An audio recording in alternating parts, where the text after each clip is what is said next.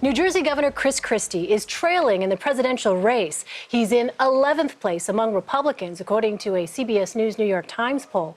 Some polls suggest that Donald Trump is hurting Christie's campaign more than any other GOP candidate. The governor and his wife sat down with Gayle to talk about his competition, politics, and his family life. Why do you think Donald Trump is resonating with so many people at this particular time? Well, listen, I think Donald, first off, is a reality TV star. We've never had a reality TV star run for president before. Is that how you see him, as a reality TV star, not a smart, astute businessman? No, he's that too. But we've had plenty smart and astute businessmen run for president before. The difference here is this is somebody who comes in with nearly 100% name identification because they were on a very popular TV show. The people know him and they generally like him and they love the character that he played on the show. And so those are all things that are advantages that no one else in the race has. But right now the polls are not in your favor. Yeah, I And noticed. how are you? Yeah. And I'm not rubbing it in, but they're not in your favor. Even the residents in your own state are not saying Chris Christie's our guy. Yeah. That's got to sting a little bit. No, it's kind of natural.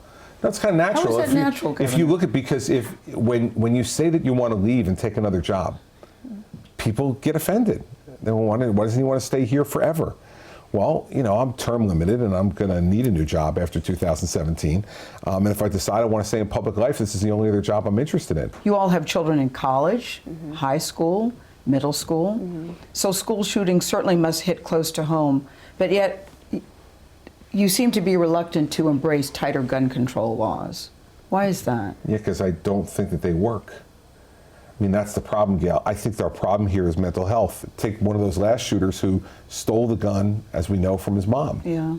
Right now, there's not a gun control law on the books now or proposed that would have prevented that, unless the people who knew that that young man was disturbed went to the authorities and got him involuntarily committed. And if he were in a hospital rather than on the streets, those people may not have been killed, you know, in Connecticut. Do you know your neighbors? Sure. Yeah. In fact, when the governor was first elected, he and Mary Pat decided not to move the family to the governor's mansion, but to stay right here at home in Mendham, New Jersey. I said, one day during the work week, I want to make sure you're home at family dinner. They all have weekly dinners together. That's an organizational feat with 4 kids, a dad who was governor, and a mom with a successful career on Wall Street. Do you still do that now, family dinner? We still do it. Let's talk about Mary Pat being the breadwinner, so to speak, of the family for a while. Not so to speak. Yeah. Let's talk about that, you know, because for many people, men in particular, it's very difficult for many men when their wife earns more, when the wife is the primary breadwinner of the family. Yeah, it was never a problem for us. I mean, you know, when we started our life together. Is it because he's secure in who he is? Perhaps, but honestly, it's all we ever known. It's all we've ever known. Chris was in law school when we first got married. So from the beginning, I was paying school tuition bills and working. So it was kind of natural, and it's not something that we thought about or ever really cared about, honestly. Never cared about. Never cared about. No, so I'm really proud of her. I mean, I think the end of it is, to put all the gender stuff aside, like, she's my partner and I'm proud of her. And so it's always a lot of men don't look at it that way. Yeah, I don't know why. I mean, I think Mary Pat's a great example for our daughters in particular, that, you know, your worth does not come from who you marry. Your worth comes from who you are.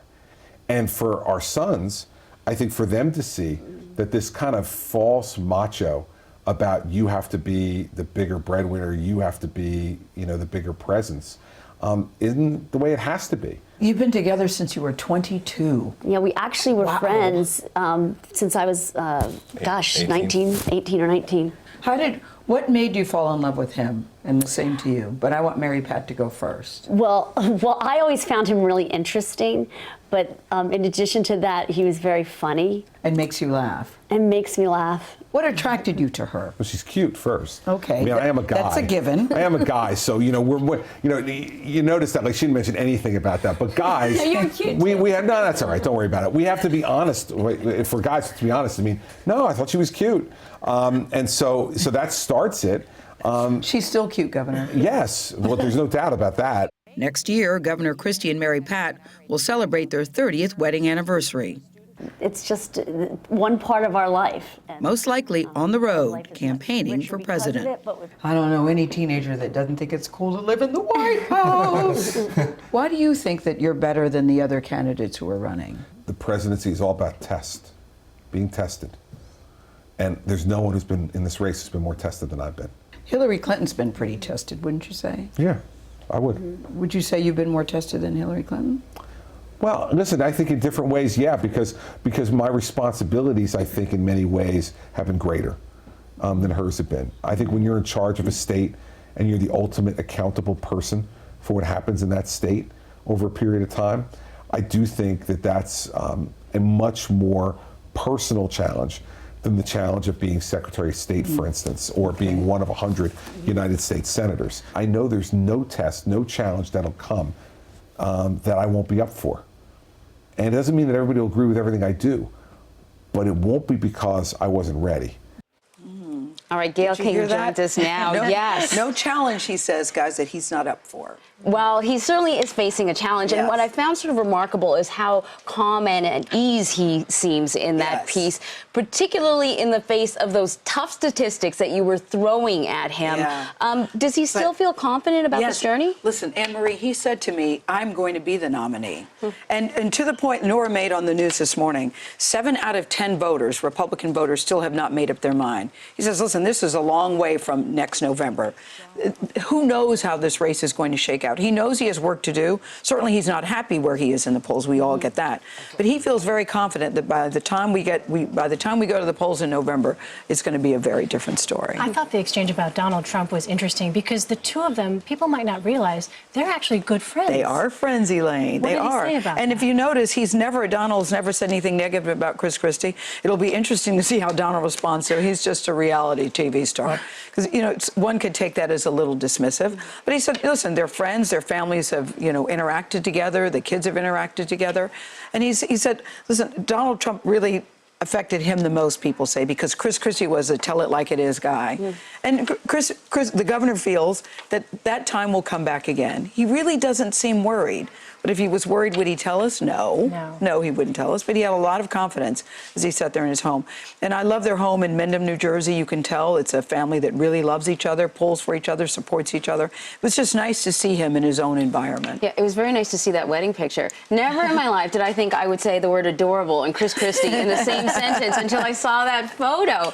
And his wife is a powerhouse, too. It seemed that apparently. She's a powerhouse, and he's too. thoroughly at ease with that. Now, I thought it was a nice thing when I said, some men are very insecure. And he sort of gave me that look like, and your point is, because it doesn't apply to this dynamic. And that clearly was the case, too. And she's also a very strong personality in terms of, she wanted family time. That was important to her.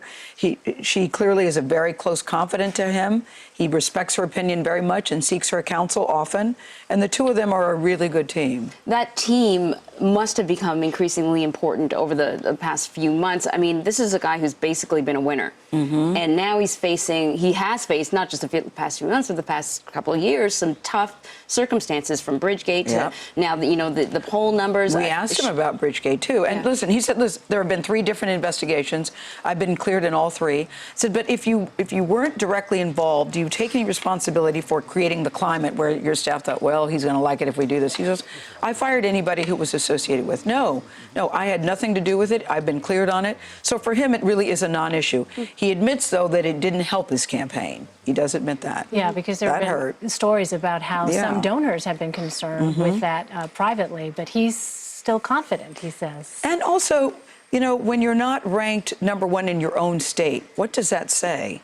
He said, well, you have to look at it that people know I'm leaving and they don't like it when you leave. The truth of the matter is, he said, people don't know when I'm in the state and when I'm not in the state. I'm in the state a lot. I travel a lot. But it's not like people are saying, well, where is Chris Christie today? People don't know. And I'm still doing my job is a point he really wanted to stress. I'm still the governor of New Jersey. I'm on top of what's going on in New Jersey.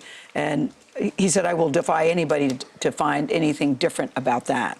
You cracked that little joke about how any teenager would love to live in the White House. How are the kids feeling about this whole thing? I cracked that joke because we had video of his oldest daughter, Sarah, when she was standing there, when he was making the announcement. She's sort of like, Oh, God. You know, she's looking around. She looked so bored by it. And we had shown that video, and he goes, well, that's just Sarah. But no, she's all very excited. The kids are very excited, Anne-Marie, and you're right. There's no teenager that doesn't think it's cool to live in the White House. And the Christie children are certainly that. More than anything, they want to support their dad and they want to support their mom. So however this turns out, they know as a family unit that will be okay. And that's more important than any race that you can be in. Mm-hmm. So how much time did you get to spend with them? Because I know there was some video of you on a swing. It's a double swing? It is a double swing. You know, I just said, God, your yard is so pretty. Number one, the house is very pretty. Yes. And I said, your art is so nice. Can we just go outside? And then I saw that swing. I go, let's get on the swing. And Mary Pat goes, really? I go, no, really, let's go. And then the governor can push us. Yes. And she's like, really? But the governor said, yes, let's do that. And she's looking at him like, really? Do you really want to do it? I go, yes, I really do. You cannot be unhappy, guys, swinging on a swing. Yeah. When you're a little kid and you're a little girl and you kick your legs out and you go, wee! There's nothing like that. Right. So, I mean, it just shows that they're really good sports. We had a very good afternoon there. We spent a lot of time with them. Chris Christie, the softer side. Yes, there is a softer side. Yeah, it's nice to see. But Gayle. he's tough. He holds no prisoners. But there is a softer side for sure. Gayle King, thank you very much for Thank you, joining us. Anne-Marie Green. It's good to be with you. That's what she says in the morning. You used to say, you don't say that anymore. I know, but I keep saying I have to go back to that. I miss you saying that. Elaine, It's good to see you. Good to see you, Gayle.